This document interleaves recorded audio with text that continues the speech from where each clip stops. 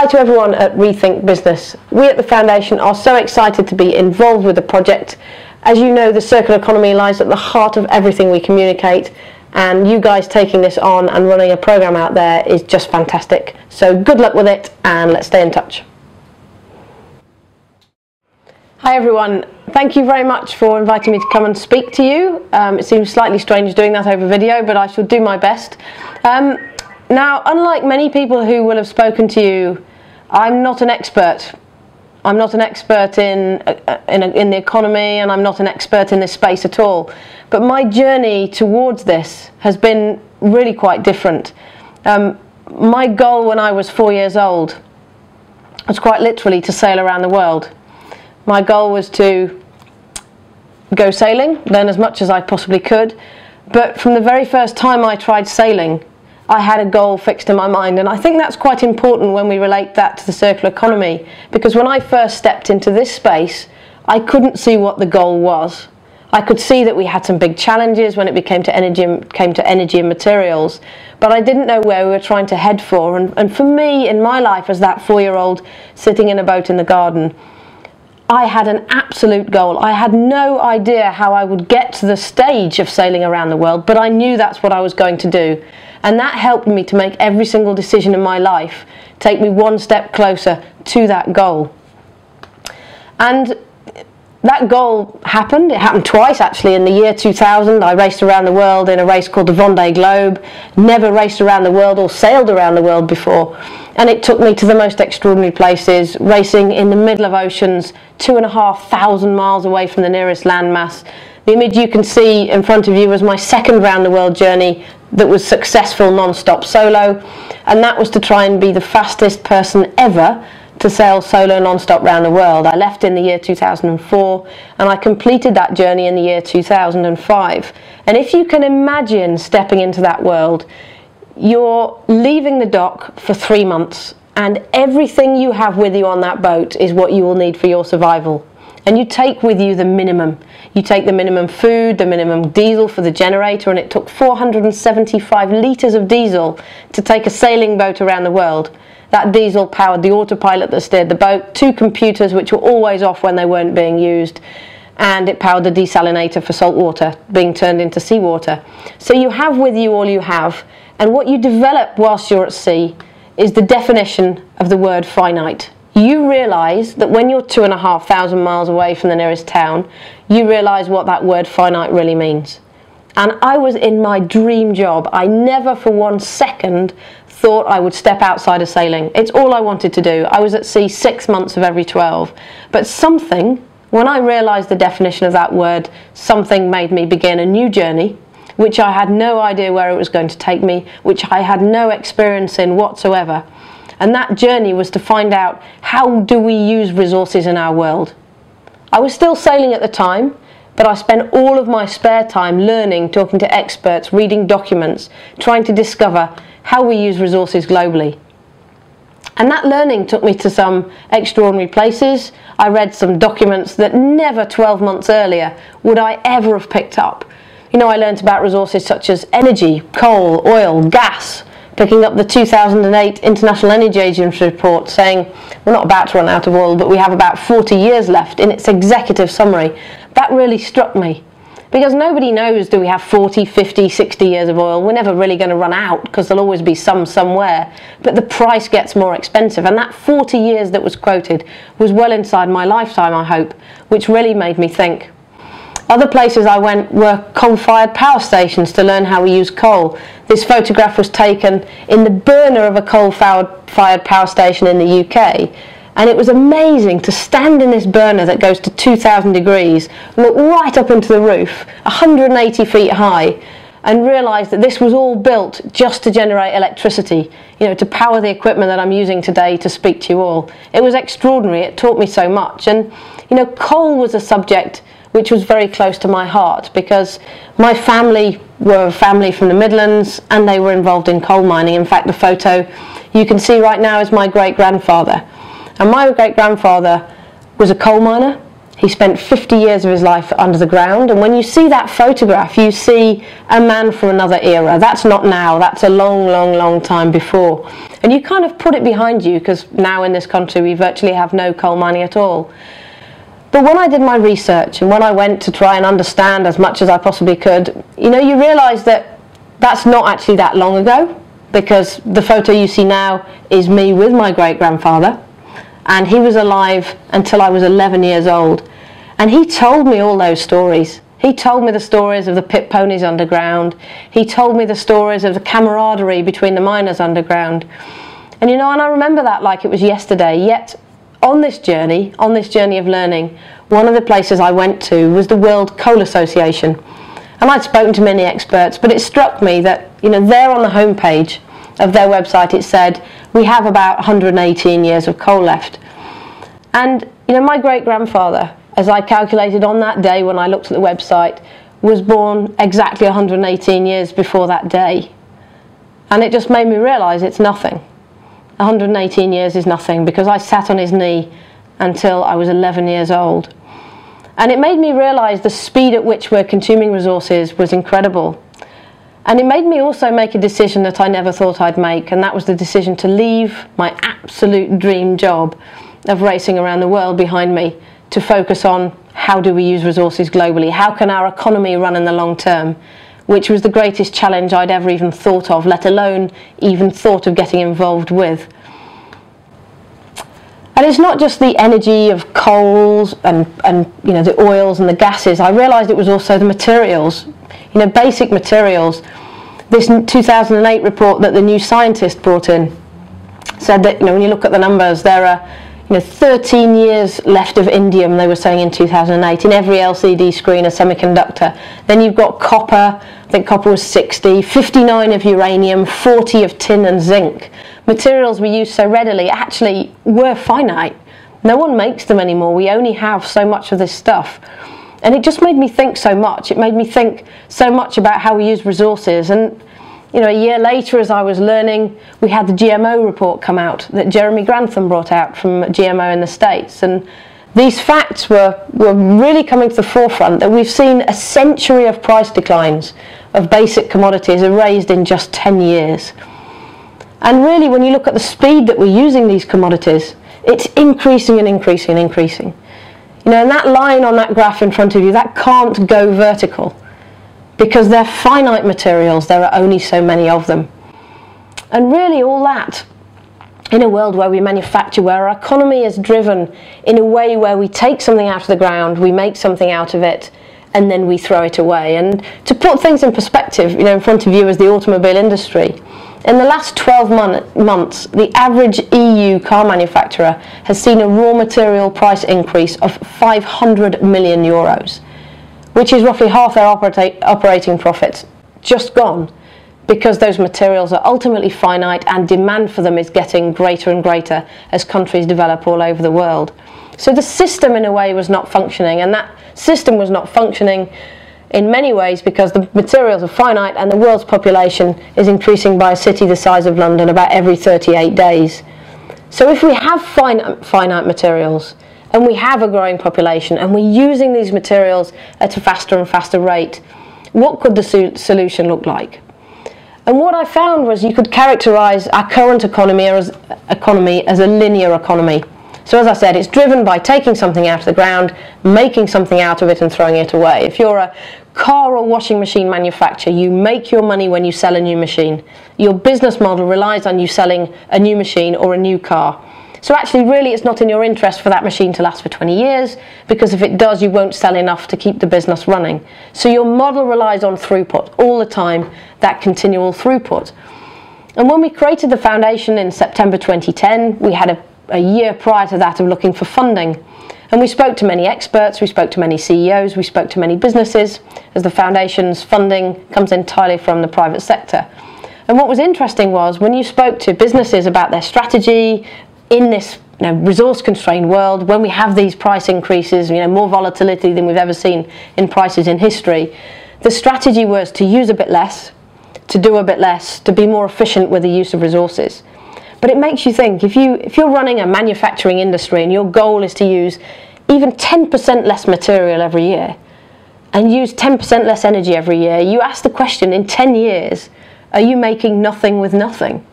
Is the goal to do less and less and less until you do nothing any longer? Is that going to be a long-term solution? And to me, as I went on this journey, that never felt like a solution. It was absolutely vital in the transition to be efficient and to use less of what we have, because it's this fast-flowing linear system. But the transition to what? And that was so important in my journey, because as I spoke to experts, as I learnt, I realised that actually there's some very different ways of looking at things, which mean that we don't end up here with a massive hole in the ground necessarily if we change the system. Our system is not set up to stop this happening. Our system is set up to run these materials through that linear system. But what if you think of that system differently? Like the CEO, Steph Cranendike, that makes industrial carpets. He didn't say, we want to make our carpets out of 5% or 10% less material every year. He said, we're going to change our system. We're going to change our system in its entirety because we want our carpets to be made again. We want to be able to recover all the materials from our carpets. And in fact, we don't really want to sell them. We'd rather rent them to you because we want to guarantee that we're going to get them back. And when they come back, we'll disassemble them. We'll take the materials apart. We'll take the base off the yarn. The base will get melted down, turned into the base of the next carpet. The yarn will go back to our yarn suppliers and be depolymerized, then repolymerized, and come back into our factory to be turned into the next carpet.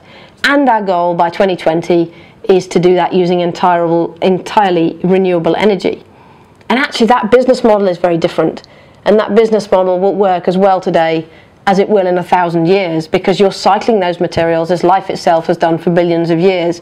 So it was that real shift, that business mentality, that shift in, we're not going to do things a little bit differently, we're going to change our system in its entirety. And we would call that the circular economy, where you redesign the entire system, so from its conception, from the moment that carpet is designed, from the moment those designers get the design brief, that carpet is designed for disassembly, you can recover the materials, and they can feed into the next carpet in the future. And if you take the example of a washing machine, you ask the question, what would that look like within a circular economy? Could the first line on that design brief be that it's designed for disassembly? Could you recover the materials? Then how does the manufacturer get the machine back? Does the manufacturer actually need to sell that machine?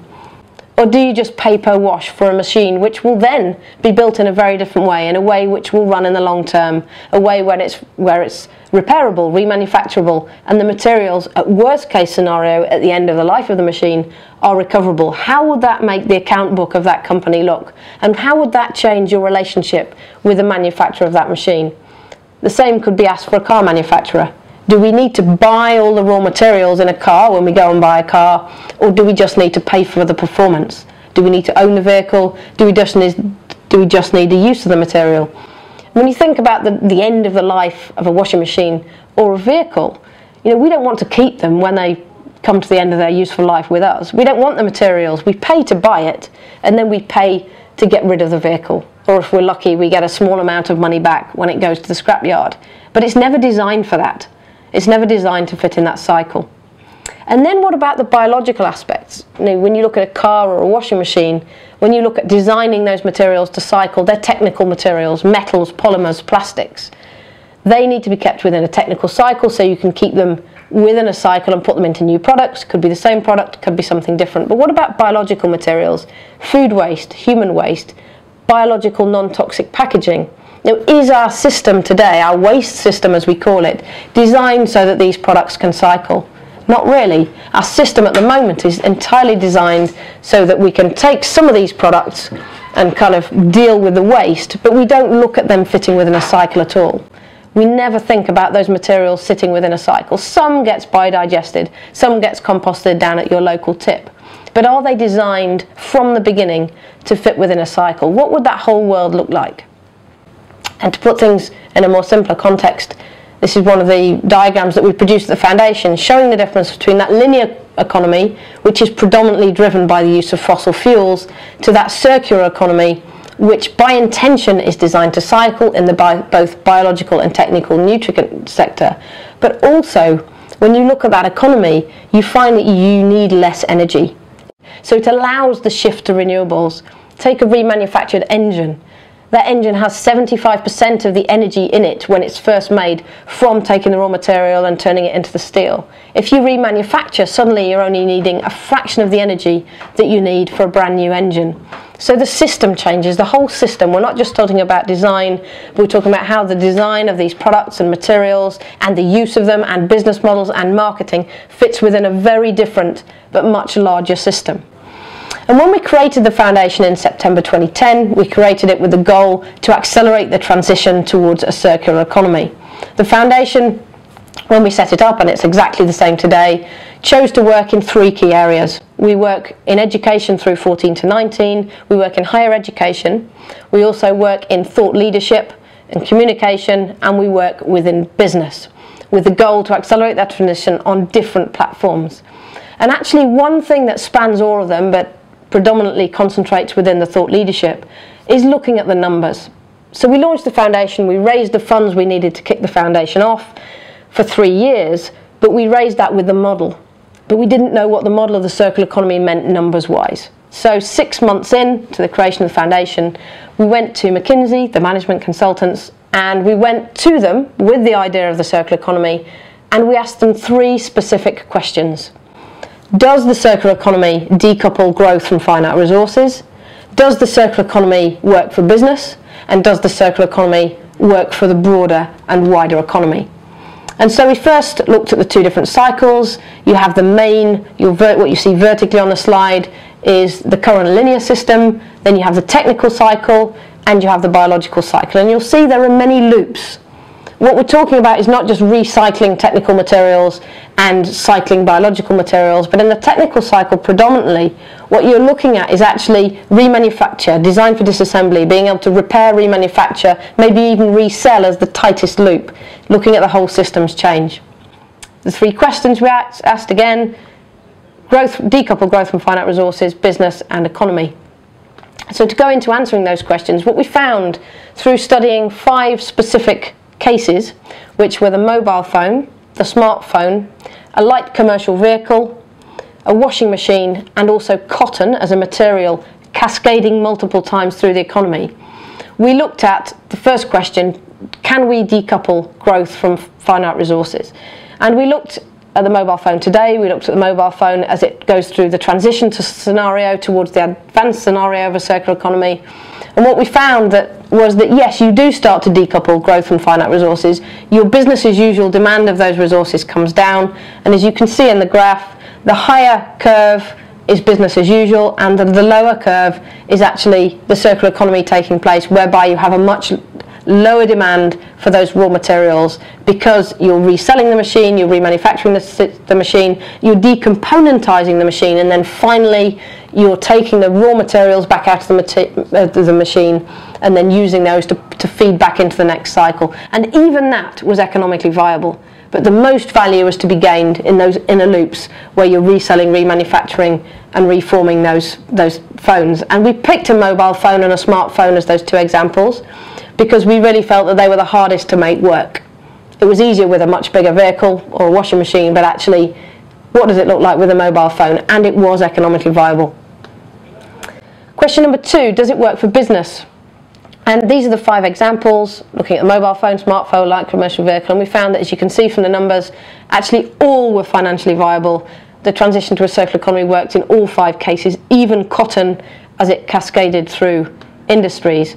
And we found that the value was to be derived really through doing 4 things. The inner circle, that reselling of the same product, actually there's a huge amount of value to be held there. You know, the grey market, what happens to the grey market, what happens to those goods? Can the same manufacturer resell those goods? Actually, if they don't sell them in the first place and they pay for the performance of those goods or that machine, that starts to change things. So the inner cycle, cycling longer, circling longer. How can you keep those products within those inner loops for longer? So you resell, but then you look at the remanufacturing. So can you remanufacture the phone so it goes back out as new, or the light commercial vehicle?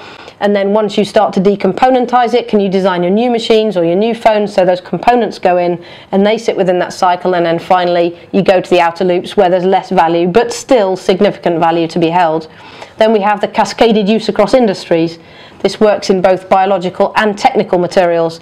can the material from one material flow into another industry or another product, and keeping it, and very importantly for the circular economy, at its highest value. You need to try and design those products so the materials within them can be maintained at their highest value, their highest quality, for as long as possible. And in the case of cotton, which we looked at within this report, cotton was cascaded many times through the economy. So you'd have cotton in the form of jeans, then that cotton could become insulation, or it could become a sound material for the inside of a car door, and then finally it gets biologically decomposed, because from its design it was designed to be non-toxic and biodegradable, so it has multiple uses throughout the economy. And then finally, as I touched on in that last one, non-toxic, not mixing up the materials either in the technical cycle but also when we look at the biological cycle, designing things so there's no toxicity in there. So the fertilizer that comes out at the end of the biological cycle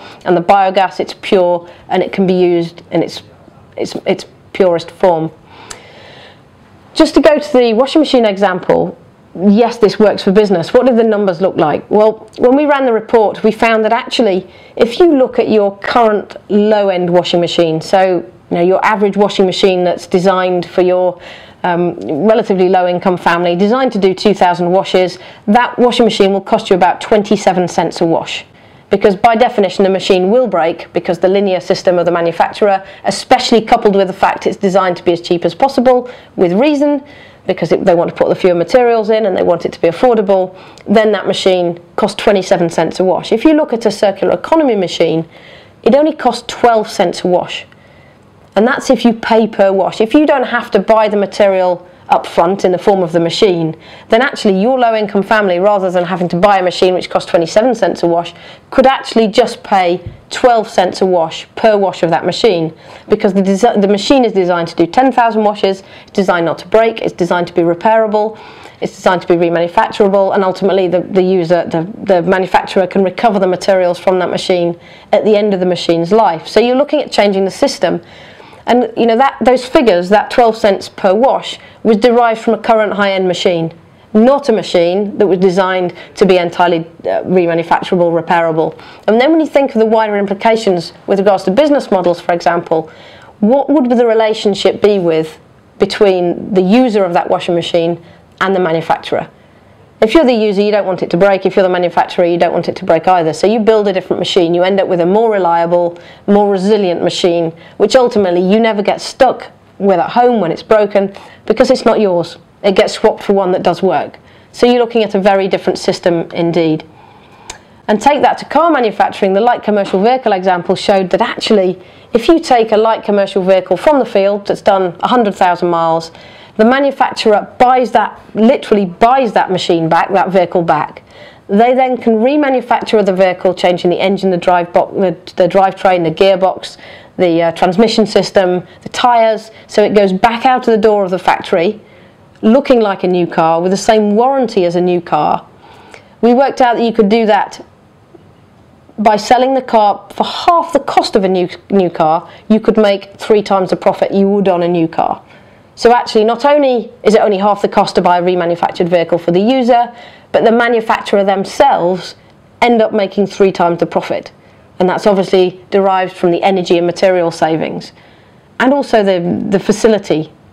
So you're changing that entire system, and there are already people doing this today. When we looked at the wider economy, we looked at the obviously resource use, we looked at the material uses, we started to look at energy, and we discovered that actually the circular economy was worth, for the EU economy alone, $630 billion in the advanced scenario, and that was only based on a subset of 48.7% of manufacturing, so they're medium-lived, semi-complex goods, things that cycle in more than 1 year, but within less than 10 years. And that figure was only based on cycling 25% of the components or materials in that product just once per year. So it's a significant figure, much greater obviously in a global context, but also when you take it to the other sectors of the economy. That was only based on about 50% of the manufacturing economy. We looked at jobs as well. So what effect would this have on jobs? Well, we felt that there would be an impact on jobs in the early part of the extraction of the material from the ground, because you're looking at decoupling that growth from finite materials, so you're looking at reducing the demand on mining. But however, when you look at remanufacturing, there are significant jobs involved. I was a couple of months ago over in France at the Renault remanufacturing plant, where there are hundreds of people employed in that plant today, remanufacturing engines and gearboxes and fuel pumps. And that remanufacturing plant has the parts coming out of it in the same box as a new engine, effectively. It's a genuine Renault part, and it has exactly the same warranty as a genuine Renault engine, because it's been trialled, it's been tested, all the components have been tested, it's all been ultrasonically cleaned, and the only way that you can tell the difference between that remanufactured engine and a new one is literally the barcode. And they have to be barcoded within the factory so they can tell the difference between the new parts that go in and the remanufactured parts. So we do feel that there is some increase within employment, and also more resilient employment. We also looked at the 4 key levers of the circular economy, very much focused on design and materials choice, the reverse cycle, reverse logistics. How do you get those back? How do you get those products back? Business model, innovation, and also the enabling conditions. And note, the enabling conditions in the form of legislation and government intervention are the 4th in the list, because when we looked at the numbers for the economic value of the circular economy, the $630 billion was based on some governmental changes, some taxation helping the circular economy happen, but the middle of the transition scenario wasn't. That was based on business as usual. Today we can crack on and make this happen now. We don't need to wait for any government intervention. And why now? Because many people do say, so, why the circular economy now? Why does it make sense now? This, the idea has been around for a very long time. Why now? And I think there's several reasons. You've got resource constraints, so the centre of price declines are raised in a decade, the volatility of material prices, and the pure fact that manufacturers are finding it very difficult to produce affordable products with more expensive materials. Investment in the economy, we desperately need to unlock growth, especially within the EU. We need to be able to create growth, but ideally decoupling it from these ever-increasing prices of resources. We have the new consumer. We have people ready to accept different ways of having products. One of the facts would be the number of males under the age of 40 in Germany who are buying new cars. Actually, it's decreasing quite quickly. Because do we actually need to own the car? Do we lease the car? How do we think about the use that we have of these products and resources that are available to us? And then the enabling technologies, the fact that we can now have Zipcar, we can have Streetcar, we can track products and devices, which we couldn't do even 10 years ago, allowing us to use these products in a different way. Could you paper wash it on a washing machine many, many years ago? Not as easily as you can today. It can all be tracked online at a distance. So the world really is changing. And who's doing this out there today? Well, we have Michelin tires, Michelin over in the US. If you're a commercial customer and you have a lorry fleet and you work with Michelin, you won't buy the tires. You'll pay per mile for road miles of the tires. Michelin own them, they change them when they need changing. They therefore build the best tire they possibly can that will do the best number of miles that they possibly can. Caterpillar reman engines. The engine is designed so it can be remanufacturable, so when it reaches a certain number of hours, that engine can come back into the factory, and rather than rebore the engine, which can only be done a few times, they take a sheath out that sits around the piston, and that sheath can be melted down, turned into a new one, and a new sheath gets dropped in, saving you remanufacturing the entire engine.